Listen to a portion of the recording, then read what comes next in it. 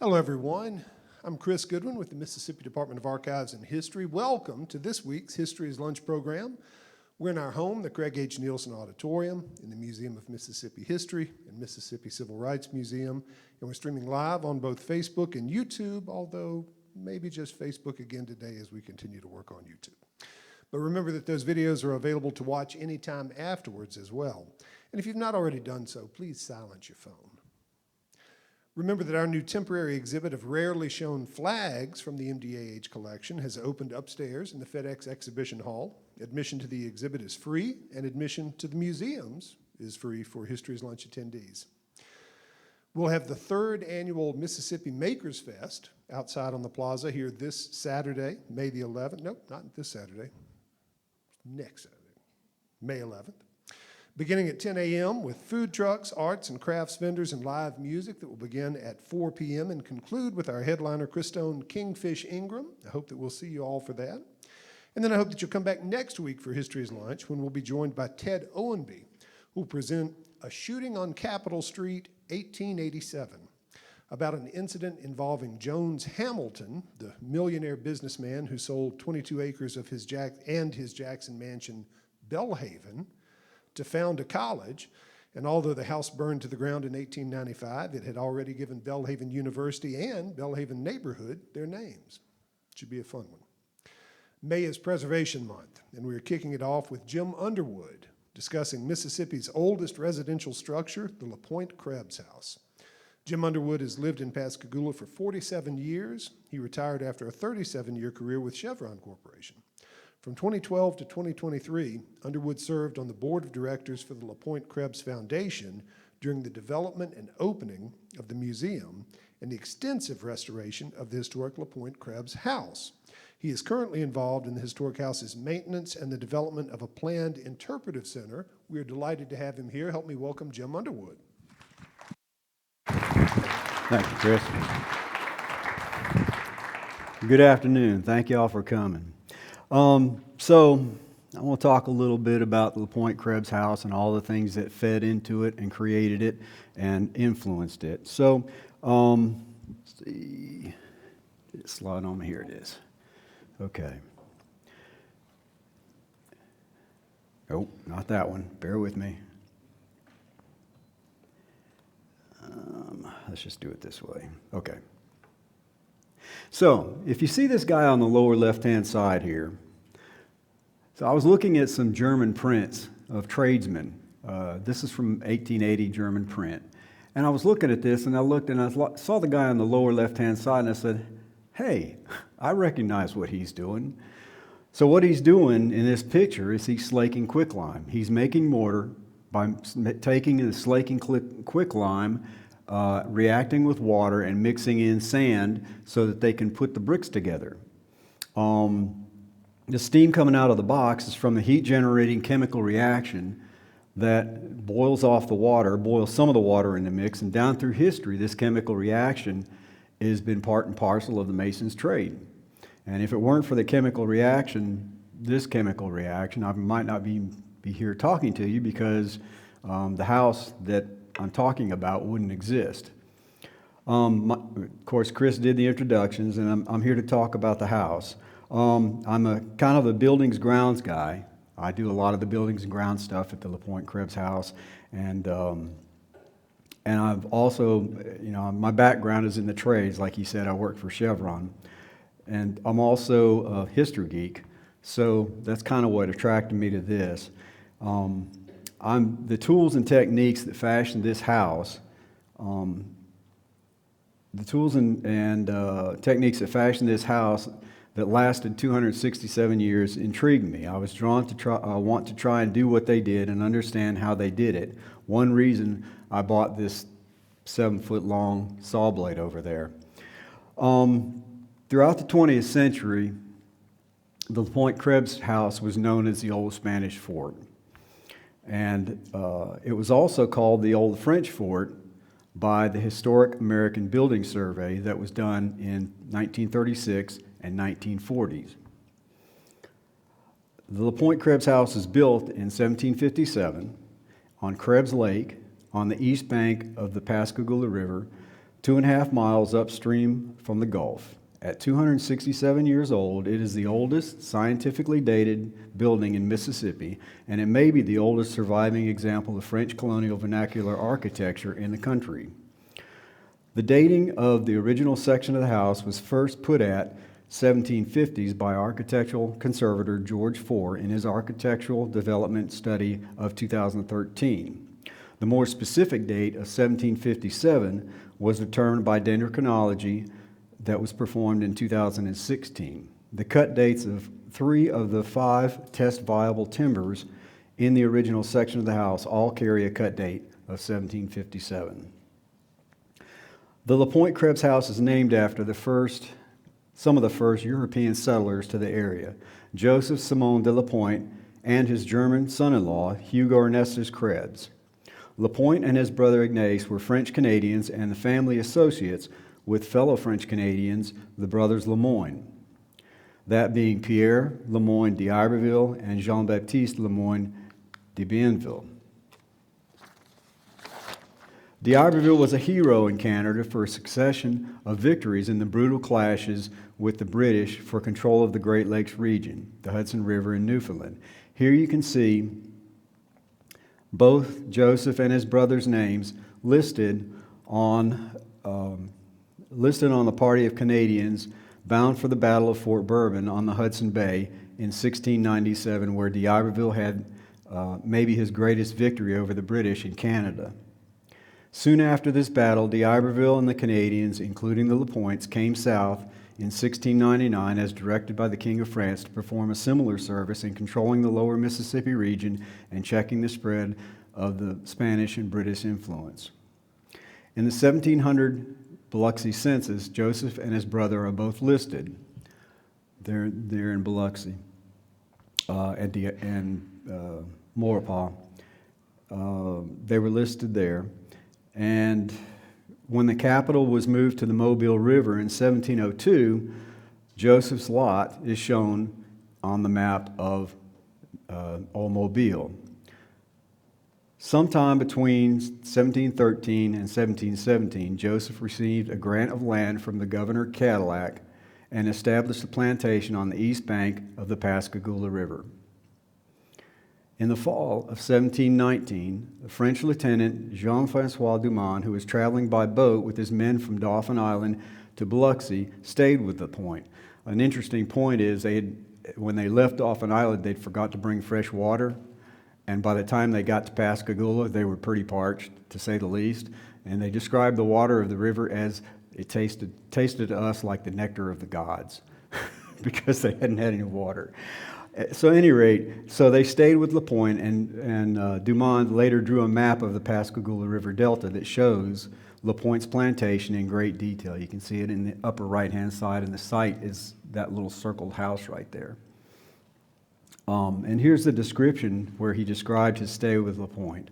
Entering this river, we saw on the right-hand side a fine plantation that belonged to Sieur de LaPointe, a Canadian who in the time of M. de Crozat had come to establish himself there. His house had two stories, not to mention the granary, courtyard, kitchen, storage barns, corrals, numerous livestock, and slaves. The latter were Indians at that time, but sometime after he had Africans. This habitant received my detachment and me very well. He is widowed, but has for company 2 rather good-looking daughters and 2 sons.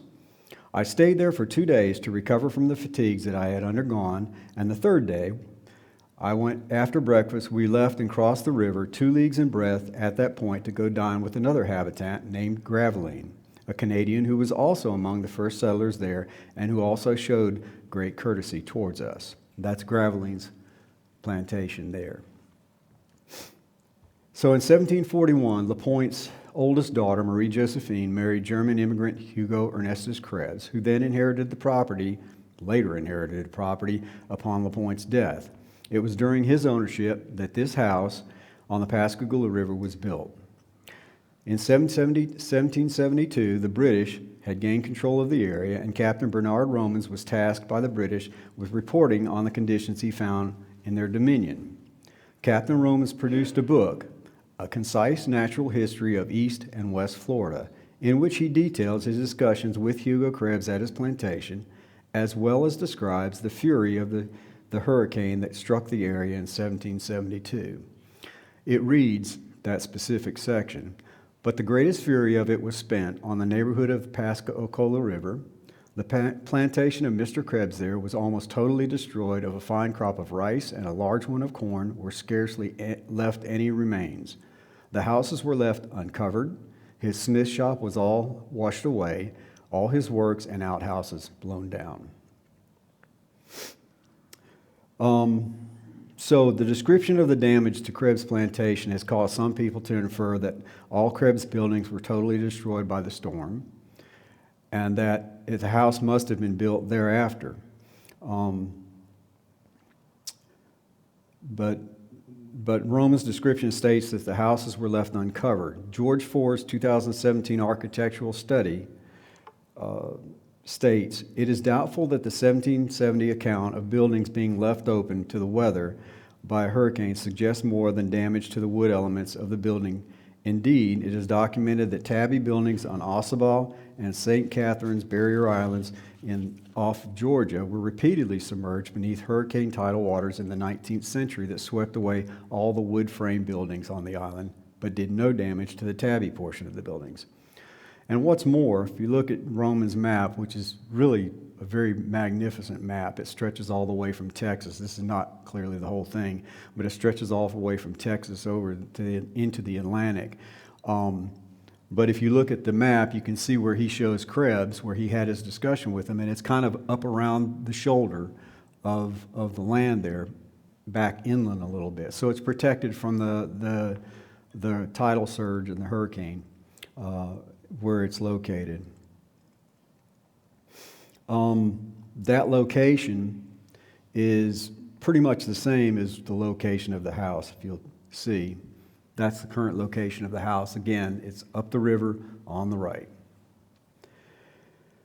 So, when Hugo Krebs built the house, he used a material that was commonly used on the Atlantic seaboard by the Spanish and later the British. The material is called tabby, and it's a concrete-like material of oyster shell, sand, and water. The source of the oyster shell were the extensive piles of oyster shells or mittens left by the Native Americans.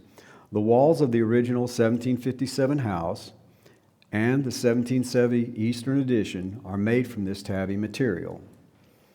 The La-Pointe-Krebs House is unique in that it is the only known extant example of tabby construction on the northern Gulf Coast. The 12-inch thick walls of the house were formed by mixing together water, oyster shell quicklime, with sand and unburnt shell, primarily oyster, as aggregate. This mixture was dumped into a form and rammed down and allowed to harden. The course was usually about 18 inches high, and when it hardened, when it sufficiently hardened, the forms were disassembled and the pins were driven out of the walls, leaving a characteristic hole that you'll see in most tabby walls, and they was reassembled and placed on top of the previous pour, and then you would pour it again like this. This is an example of what we did for the museum, just a short section of the wall section, and they would fill it up again, and then wait for it to harden, and they would continue to build the walls in that way. So the timbers and the wooden members that are seen in the tabby walls themselves are for attachment of windows and doors and weren't intended to be load-bearing. They were inserted into the forms, and as the successive courses were filled with tabby, they were incorporated. Since 2019, the La-Pointe-Krebs House has performed 4 lime burns to produce our own quicklime. We slake this material for products used in maintenance at the house. These lime burns are not conducted on the grounds due to the risk of fire, but are at a popular site in town called La-Pointe.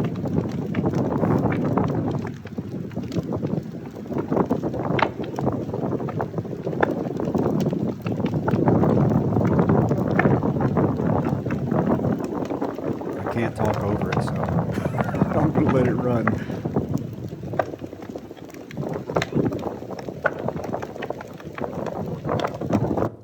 That was this year's lime burn. We had to hurry up and get the thing started because we knew the storm was coming in. Once we got it lit, that storm didn't have a chance. It was going to burn, and we got good quicklime from it. So our burns utilize what is called a rick, that's this, which is a wooden fire structured to achieve the 700-degree F temperatures required to convert the calcium carbonate shells to calcium oxide quicklime. Our ricks stand usually about 7 to 8 feet high and are roughly 10 feet in diameter, but they can be a lot larger. I learned how to do this from Colonial Williamsburg, by the way. They do a couple of lime burns a day, and they've also built a kiln, I forget the word, where you burn stuff to make this. So once lit, it usually takes about 24 hours before the quicklime can be handled and barreled up for future use. In addition to producing quicklime, the burn also serves as a public learning event and a publicity opportunity. So this is an example of the slaking process where we're turning calcium oxide or quicklime that we made at one of our lime burns and converting it to calcium hydroxide or lime paste. The hot water was poured on this quicklime helps to accelerate the exothermic chemical reaction, but it's not really necessary because it will slake anyway just with the ambient temperature water, just at a slower pace. So I'm going to let this run.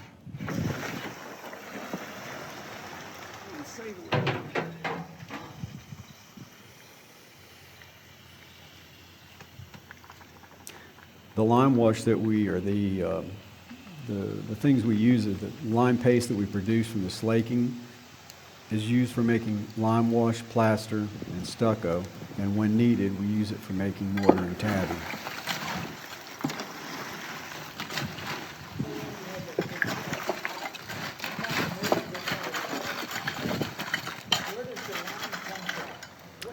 Oyster shells. I bought 7 cubic yards from Pascagoula, and it's sitting on Pascagoula City storage lot.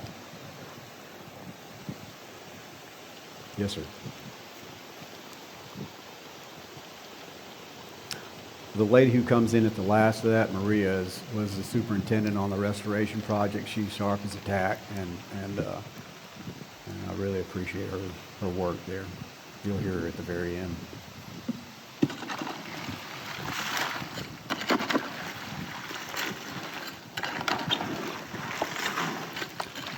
Traditional tabby doesn't necessarily need it to be done like this.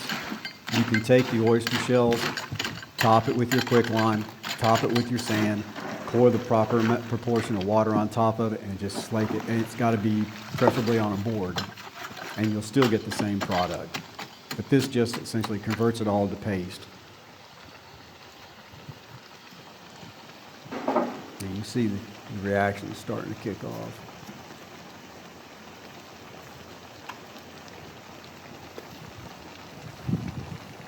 This is why when I saw that slide at the very start, I was like, I've seen this before.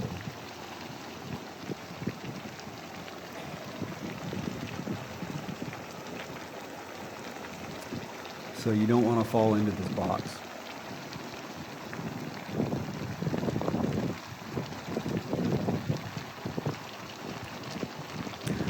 Eventually, most of the shells will dissolve to a lime paste.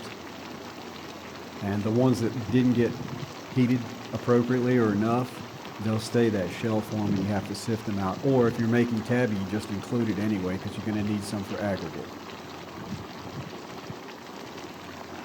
It never gets old. I know, it never fails to amaze me. That was Maria. It never does get old. Every time I do this, it's like, wow, that's just crazy. Okay, so we had an opportunity when we were needing to place 2 interpretive panels on the grounds. We formed up and made tabby bases to eliminate the need to dig in our archaeologically sensitive grounds. So this is what we turned out. We made our own tabby bases. The walls of the 1790 Western Room addition to the house were formed differently. They were made by timber frame construction using mortise and tenon jointed sills, wall timbers and plates. The empty spaces between the wall timbers were packed full of a mud Spanish moss mixture called bucillage. The wet loaves of mixed Spanish moss, mud, and moss, or mudcats, were applied over the wooden sticks called rebets that were wedged between the vertical timbers. These serve to anchor the mud to the frame and prevents it from falling out en masse as it dries and shrinks. This method, we think, was learned from the French, by the French from the Native Americans. Both building materials, the tabby and the buissage, were then covered with a protective layer of stucco and lime wash.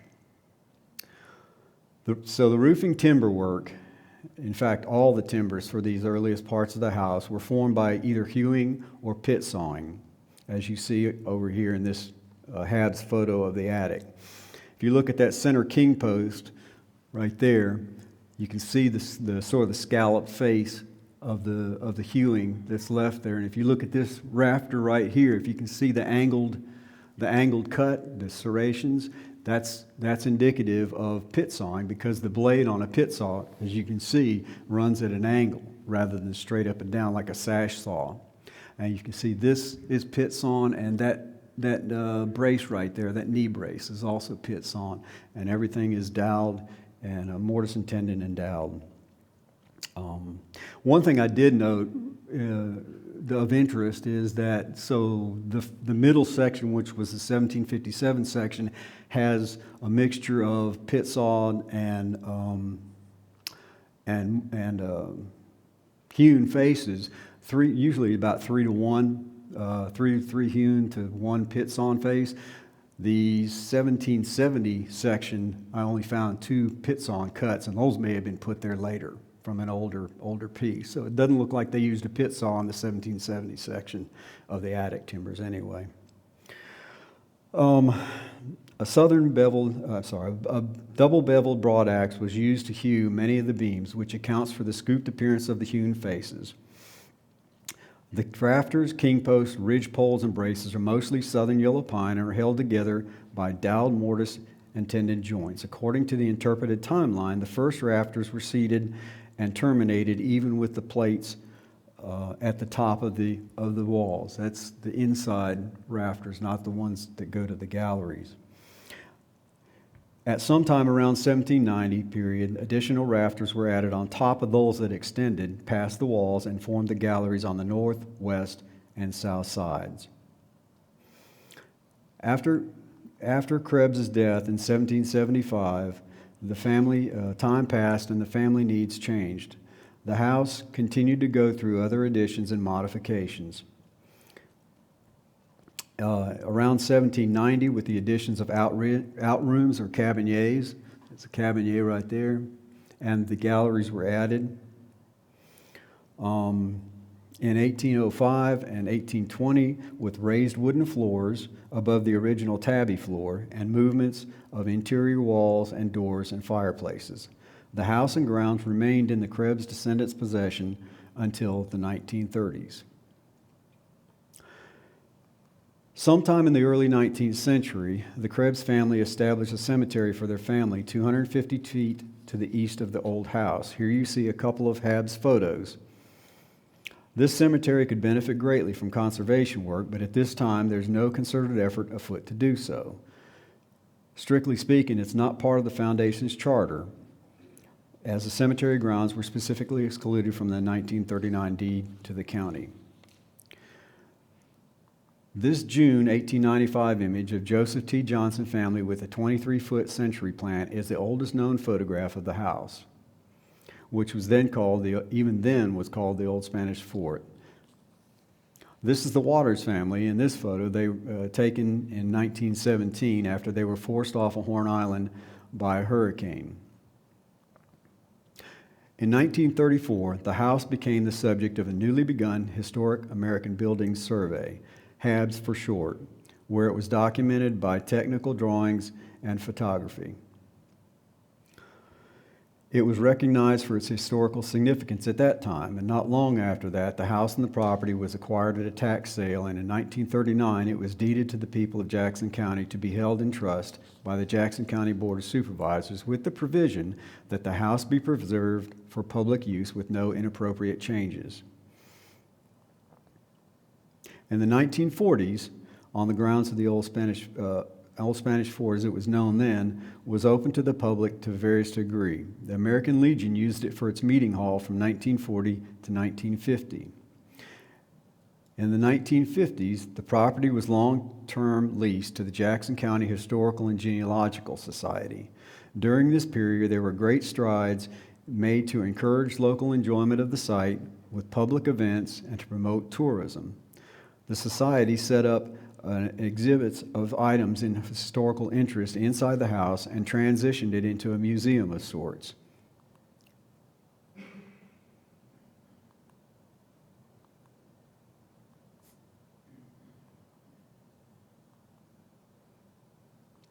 In 1986, the Jackson County Board of Supervisors built a separate facility on the other side of the property as a museum to house all the items of interest that they had acquired. In 1996, a significant renovation of the house was done just prior to the end of the lease. Unfortunately, this restoration was historically inauthentic in appearance and utilized materials that were not compatible or sympathetic with the historical materials of original construction. This restoration was short-lived. If you look at this photograph, you can already see the algae starting to form on the side of the house and the decay of the gallery timberwork, and this was before Katrina. So we're talking 96 to 2005 in that time frame. The Jackson County Genealogical Society continued to operate both houses and museum after the end of the lease until Hurricane Katrina hit in 2005, inflicting moderate damage to the house and severe damage to the museum. They were both closed to the public till funding could be found for repairs. While shuttered, the house sustained severe damage due to progressive decay and Formosan termite infestation. The lack of any entity owning sole responsibility for care of the house and the museum stymied maintenance of the house and hampered recovery efforts. There's some termites in the beams you can see there. The damage was so extensive that one local government official even suggested tearing it down.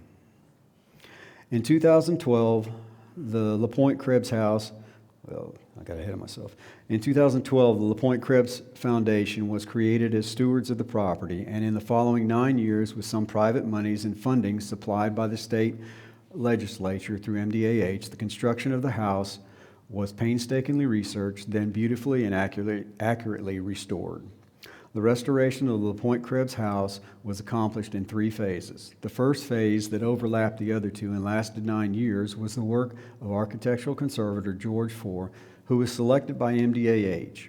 From 2012 to 2023, Mr. Four made over 30 site trips of 3 to 5 days each, during which he did detailed inspection of the component of the house in order to determine the construction, deconstruction history, and the components that were used. His work continued throughout the next 2 phases and produced the work direction for the stabilization and restoration phases. It also produced a report of the impact of Hurricane Katrina on the historic house. In 2017, he also produced a 78-page comprehensive interpretation of the house's construction. The architectural conservator's work and the stabilization work were funded through community heritage grants administered by MDAH with matching funds from the La-Pointe-Krebs Foundation, Jackson County Board of Supervisors. The restoration was funded through a grant from Mississippi legislator administered by MDAH. The next step in the plan was the stabilization phase, which addressed urgent needs related to the structural integrity of the house. Larry Albert and Associates Architects and J.O. Collins Construction Company were selected to develop and execute this plan. The structural stabilization work occurred in 2015 and 16 and accomplished the following: demolition of the 1996 restoration gallery elements, electrical and security systems, temporary shoring of rafters and joints,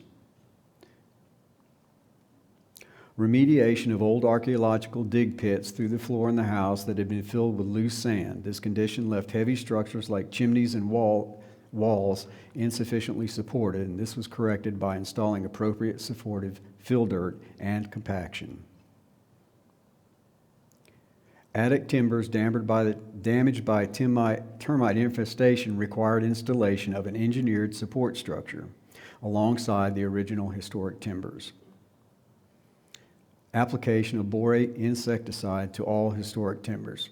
That's actually Maria in the back there spraying.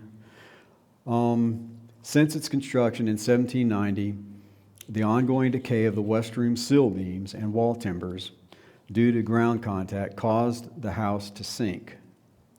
The west room was raised approximately 9 inches and a new sill beam was installed.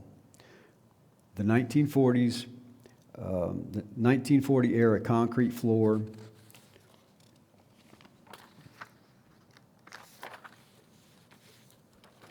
The west room and the west gallery were replaced with modern tabby flooring. Bousillage wall fill was replaced as needed. Timber conservation, which included epoxy filling of decayed or damaged ceiling beams, rafters, wall posts, and the plate, was performed. The restoration was accomplished in 2019 to 2021. This restoration reinterpreted the features of the house to accurately portray the house as it was in 1820. These works included removal of all 1996 restoration stucco and plaster, and most of the Portland stucco, covering the tabby and bousillage walls. Stucco and plaster were judiciously reapplied, not covering wooden elements and still providing proper protection. Permeable lime wash was used to coat the wood and wall masonry.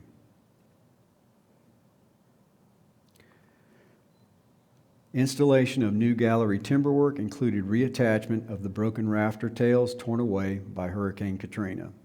I think there were 7 rafter tails that broke off at the bird's mouth and left that the whole section of battens and shingles down on the ground. They were reattached by using stainless steel flitch plates in the groove of the 2 pieces and filling it with epoxy to form one piece.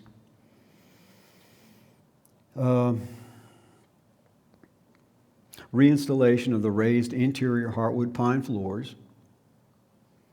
Removal of the 1996 plaster from brick fireplaces, brickwork repair, and replacement of both chimney caps. Replacement of some roof battens and re-roofing with cedar shake shingles. Try saying that fast 3 times. Replacement of the protective pent roof on the east side of the house that was removed in the 1930s. That's this roof along there that keeps the water off the wall. Reinstallment of the north gallery porch in cypress. The wind and the moisture off the lake, which is directly to the north of there, keeps that deck moist a lot of the time. Installation of sash windows and doors and millwork and new hardware. The La-Pointe-Krebs House restoration that included a fire suppression system and interpretive signage was completed and reopened to the public in 2021.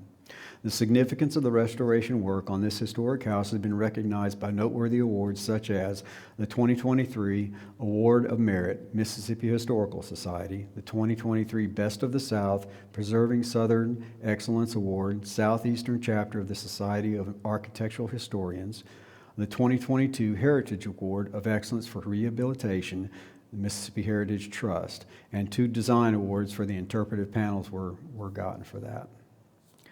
The La-Pointe-Krebs Museum, which was an empty shell after Katrina, was professionally curated and redesigned by Kiyomi and Luckett Communications, both of Jackson, winning 2 international design awards in the process and opening in 2016. Prior to the restoration of the museum, restoration of the house, the museum had to operate without giving public full access to the house. The house, museum, grounds, and adjoining Krebs Cemetery are now open 7 days a week to visitors, homeschoolers, local schools, field trips, and other groups, the public in general. Since opening, the public enjoyment of the historic house and museum has showed strong growth, and our visitorship is expected to top 2,000 for the first time this century. Over 50% of our visitors are from out of state, and we regularly get foreign visitors.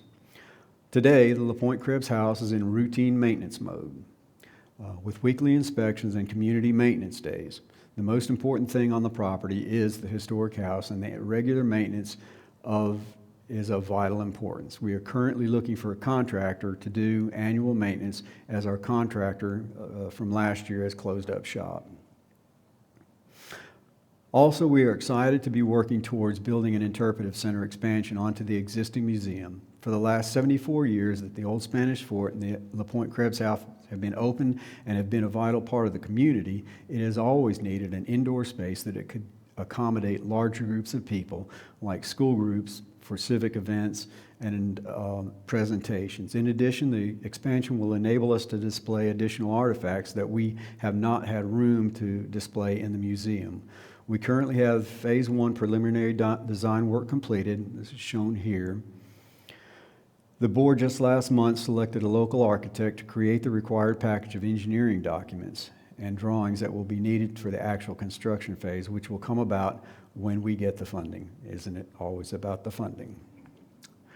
I'd like to read an excerpt kind of in a closing, but I also am going to demonstrate the pit saw we brought over here. Pit sawing was part of the construction of the La-Pointe-Krebs House, and I want to show you a little bit about it, how it was done, and talk about it a little bit. But there was a really nice piece, so I'd like to read you an excerpt of an article that ran in the magazine South Mississippi Living. I think it puts what charms me about the La-Pointe-Krebs House kind of nicely. The La-Pointe-Krebs House isn't located in a charming downtown among shops and bustling businesses where you might just run across it. It can be found on one of our original main streets, a river byway that has witnessed the passage of time and the creation of a country. Take a drive to Pascagoula and visit the La-Pointe-Krebs House and Museum. Stand within the walls of the oldest house in Mississippi and see how it was built. Walk the grounds. It will be easy to imagine life in the 1700s because so little about the view has changed. And save some time to visit the museum. There is lots to learn about the diverse cultural history of the Gulf South. It continues to teach us lessons. That was Shannon Stage writing in the South Mississippi Living. So I'm going to show you a little bit about the pit saw. This is a standard pit saw, and it's been used for a long time. It's still in use today, and I bought this pit saw from England. It's from Sheffield, England. Colonial Williamsburg has several of these also, and they were used because, one, it's easy to get the resources. It doesn't require a sawmill to be built. It doesn't require water power because down on the Gulf Coast you don't have a lot of flowing water. You can harness the tides a little bit. But so I'm gonna get up here and show you how this works. So there's also what's called a frame pit saw, and the frame pit saw is a smaller blade, and you'll see that illustrated. In fact, I had a couple of those already on the illustration. I don't know if you were able to pick up on it. And what they would do is they essentially had the framework and then one blade that went through the middle, and they would saw with that, and the frame set on either side. But so the saw is essentially just it's pretty straightforward, and it's just a matter of getting coordinated. It's really not that difficult because the saw blade's only about 12 pounds. But the hard part is getting coordinated, okay? And it really goes to being able to work with the other person efficiently. But once you get it down, it really goes pretty quick. And Josh and I have been doing saw work for a pretty good while, so we both pretty well got it. They say you could always tell pit sawyers walking down the street because of the guy that worked the top of the saw. Held up, Josh.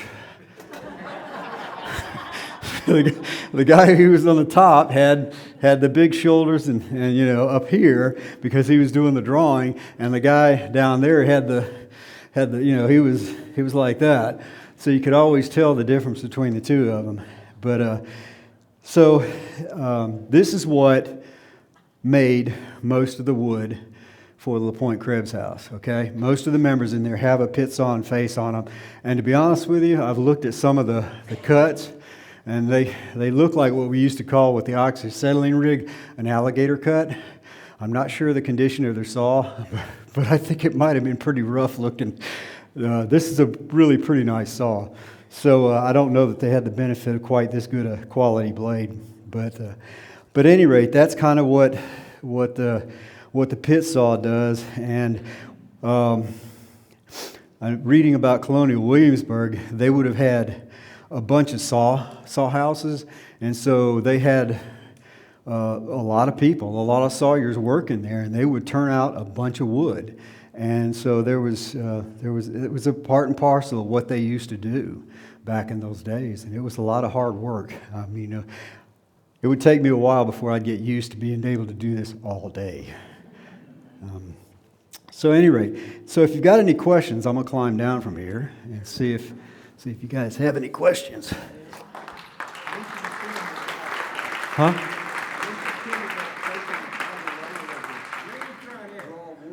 What's that? What's that? Somebody want to try it?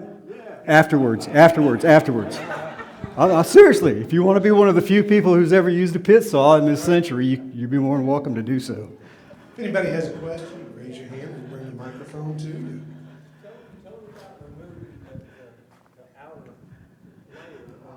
Oh, the wood? Yeah. So the southern yellow pine, you might think that it was, Jimmy pointed this out, because we just got donated a big old pine tree for work on the property. Taking the bark off really is pretty easy to do. You just don't I didn't realize it, but you just run a cut across the bark through the cabrium. I think it is that membrane layer right close to the sapwood. If you can cut into that all the way down the log and then take a straight hoe and just start working right up under that, it just peels right off. It's far easier than you expect. I did probably around 25 feet, 28 feet of log in an hour, and got it all clear down to the sapwood. Okay, any questions? I think we usually think of sawing as going this way, and I wonder what's the advantage of doing it this way? Well, I think you're just using gravity at that point. And plus, it's easier to control it. You control the direction of the blade that way, because if you're working this, you're having to fight gravity to keep it where it's going this way, whereas this way, you've got gravity working for you.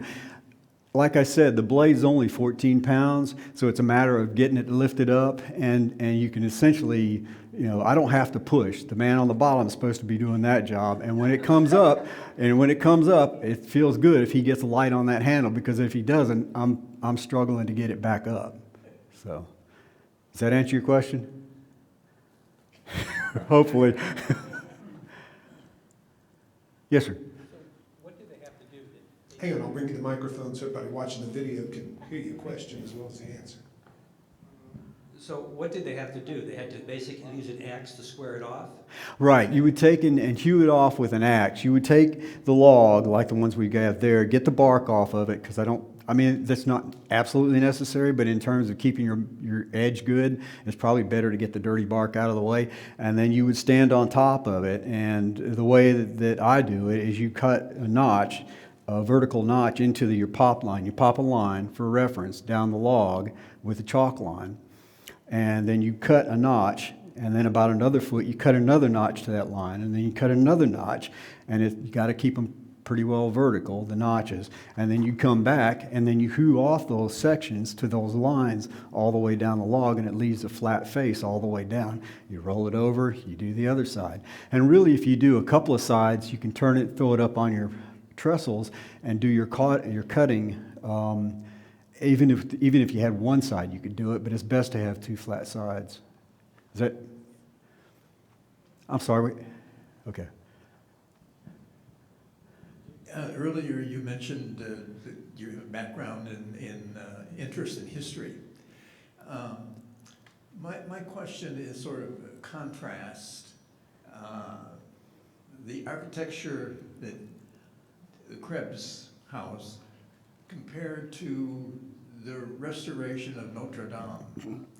Have you looked at some of the work that they're doing on Notre Dame and be able to comment on it? Yeah, well, I mean, I've looked at some of it, and it's amazing to me. I always just appreciate the ability of people to build stuff with just wood. I mean, no nails, no glue, none of the stuff. It's so incredibly, and it's something that's been around for centuries. And to some extent, I kind of am pleased that it's never gone away, because it's nice to know that we still have that knowledge. And I think there's a lot of beauty to it and craftsmanship. Most people appreciate good craftsmanship. And to be honest, some of these joints in the La-Pointe Krebs House look like they were built for expediency and not craftsmanship, just to get a roof up. But nonetheless, they're done, and they've been successful for 267 years of doing their job. Sir.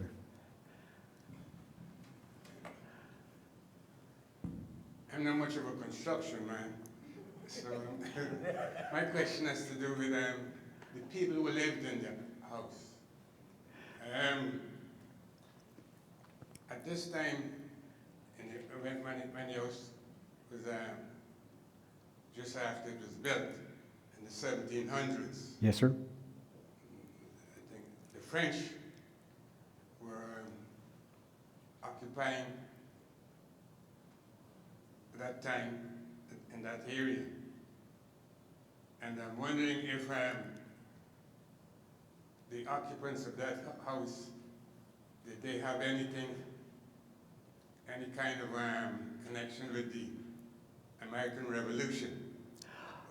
In terms of, because I know the French did help George Washington during the American Revolution. And I'm wondering if they, being French, if they did assist George Washington during the American Revolution, when the colonial army was fighting. Yes. And the British at the same time. Yeah. So I'm not sure if we have any records of the people that lived there helping out with the revolution and how they may have influenced it. I know that Bernard Romans, I was reading about him, the guy who did that map and did the survey for the British. He eventually went over to the American side and was helpful and was at several battles. But in terms of the inhabitants of that house, I'm not real sure how they may have affected the revolution. Oops, we'll get to you in a sec. Yes, ma'am. Sawing wood made me recall my grandfather's accident in a sawmill. He lost his left arm, but this was in 1920. What kind of sawmill did they have back then? 1920, at least it was powered. It would have been probably a circular saw, maybe a sash saw, but probably it was a circular saw. Where they had the big round blade that turned. That would be my thought. Steam powered? Yeah. I never thought about it until you started talking about all this. Did they even have power back then?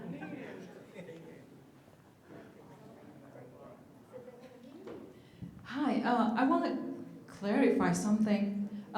You mentioned the house is being restored to the what is supposed to look like around 1820s, right? Right. And you mentioned they put a pine wood floor. So at 1820, the house come with pine wood floor already? Yeah. Yeah. Okay. For prior to that, it was poured tabby floor. It was at grade or just above grade. So they used the same concrete to make the flooring. Yeah. And then in 1820, maybe 1805, somebody said, "I want a pine wood floor." Okay. I want to get up off the tabby. I want to get out of the mud. Okay, thank you.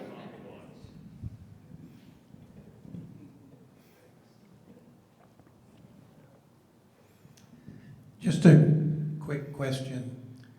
When Lafayette came back to America after the Revolution, I know that he came to Natchez.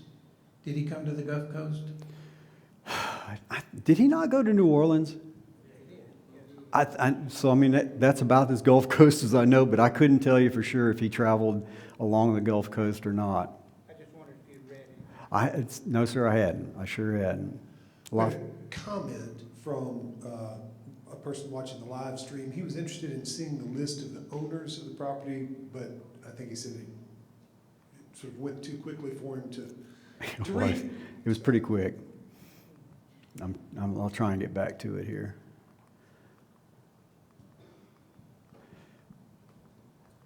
If you want to ask another question, or if there's something else to that, I'll work my way back to it and leave it up for them. You mentioned that you were looking for a contractor to work on the, I just wondered how difficult it is to find a contractor to work on a historical building. Are there a lot of those out there? Well, no, they're out there, but I mean, you do have to be pretty critical of who you allow to work on a house of this value, because you don't want just anybody doing this. And sometimes part of the reason we got into problems with the house originally post that '96 restoration was that they used paints that weren't permeable, so the water that got pulled up out of the Tabby, out of the ground, couldn't evaporate out of the walls like it would naturally do, and as a result, it damaged the Tabby to some extent. I'm still trying to work back to that family slide. Any others? First of all, Lafayette did come through Mobile. He did tour that direction. But I was wondering, this kind of a method is going to give you a lot of the saw cuts, which I noticed up in your attic. How could you do the pine flooring to get the smoothness and the thinness that you would need for a pine flooring? It's funny you mention that, because I have a big block plane, and when they got the stuff, it was machine planed, okay? But you know how a machine plane will leave your skip marks toward the end of your plank? So to hide that, or to at least make it look like it'd been hand planed, they would hand plane the wood to get it flat. But I mean, you could pit saw it, and I'm not near as good a pit sawer as you know a lot of those guys were in the day, but the man that did that all day long and was experienced, I'm sure could put it on the line and keep it there, right? Yeah, and then finish up with a plain surface. This is the slide I think they were asking for. Any others?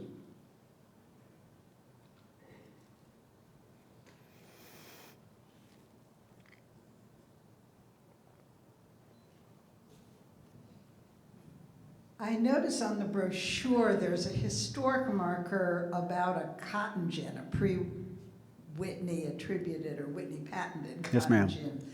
The 1772 report of the hurricane talks about rice and corn. Did the Krebs cultivate cotton at some point between then and 1790 something? He certainly did, and I didn't include that in the slide deck, but one of the things that the discussion that actually was documented between Krebs and Romans was his cotton gin, because he created a version of the cotton gin. I get a sense that maybe a few people had already figured out how to build one, and maybe Krebs had one at that time, but the Romans said it was partially taken down, and he didn't say it, but Krebs was circumspect about telling him about the gin. I don't know why, but yeah, that was actually one of the discussions that Romans documented with Krebs. But by having that, I would assume that they had a pretty good crop of cotton as well. But they didn't mention it, did they? That's a good point. Any other questions? Tell us a little bit about these and how folks can come see you. So we're not quite as close to the main drag as we used to be, I-10 being the main drag through the Gulf Coast. It used to be Highway 90, and we were right off of Highway 90. If you go in Pascagoula and you go to the river and you go north as far as you can and hang a right for just a little bit, you'll be right at the house, because it was right there on the river, tucked in right there. And so it's pretty easy to find, and nowadays the easiest way is just to Google it, and you get directions on Google Maps and it'll take you right there. But we're open 7 days a week. Sunday is noon till 5, and the rest of the days is 10 till 5. We're open except for holidays. And I think if you'll check, there's some markings on some of them, and if you've got one of the special ones with the markings, you get to operate the saw. Yeah. I forget if he's the lucky one, the one on the bottom, or the one on the top. Is that- Well, for legal reasons, I'm not going to let anybody get up on top. I'm the only one silly enough to get up there. Thank you all for being here today. Help me thank Jim Underwood for this Thank you. fantastic program. I hope we'll see you back next week from Ted Owenby speaking. Thank you.